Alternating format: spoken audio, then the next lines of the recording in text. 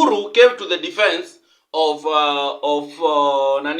Gachagua, and even he told some of the people who are surrounding him, of the officials of Jubilee, to stop attacking Gachagua. And this was during when he was trying to launch Matiang'i as the presidential candidate for Jubilee. But most of people are really asking, what really happened with Uhuru Kenyatta? Why is he still being active in national politics? What is his interest in the national politics? That is what I want us to look into. The African Update. Uhuru Kenyatta has not decided to retire. And he said very clearly, he kept on reminding the people of the mountain. Though he was speaking in Kikuyu, I wouldn't like to put everything here because it will be so hard. I will have to use a translator and it won't make sense. So, some of the key things that he mentioned is that he warned the people of Mount Kenya not to vote the way they voted. But they never listened. They decided to vote, and now they are reaping the fruits of their disobedience.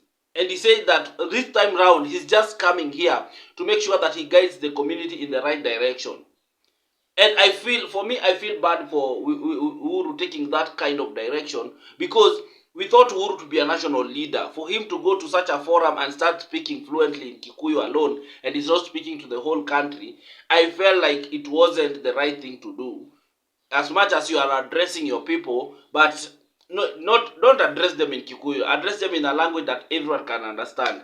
So I felt bad because he's trying to. I feel there's going to be a supremacy battle in Mount Kenya between Gachagua and the Kenyatta's family, because Uhuru Kenyatta pia is also a kingpin. Uhuru Kenyatta is somebody you cannot just push to the side. And from Raila's burial, you could see that Uhuru is still loved. Uhuru is one of the people who is still dearly loved by Kenyans. You could see the kind of support he got when you alikiamka kuongea and all this man of things. This is a man who is really loved by Kenyans. So I don't know why he really wants to get into Kenyan politics, and I think I can only assume for some of the reasons. Number one is to try and protect is to try and make sure that Gachagua doesn't run away with the support of the Kikuyus 100%.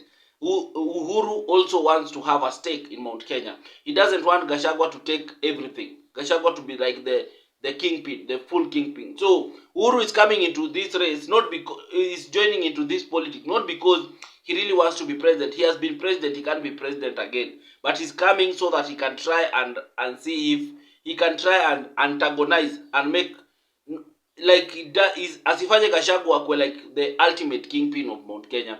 And whether it will succeed or not, with the Uhuru that we know, that one will succeed very well. That one will succeed very well, because everyone who will not align to what Gachagua is saying will just end up supporting, going to Jubilee. And one thing you must remember, that Jubilee still has support at the grassroots. The support might be minimal, but the support is there. So let us not push off the William Uhuru and assume that he cannot match Gachagua. He can. Uhuru is a very seasoned politician. He understands politics. He understands all the dynamics of politics, and he understands where he needs to go. So even when he's saying that let's protect, let us not insult Gachagua and everything, that is just mind game. He's just trying to find a way of making sure that Jubilee also gets accepted in Mount Kenya, because if they want to get into Mount Kenya and also get support, they don't need to antagonize DCP.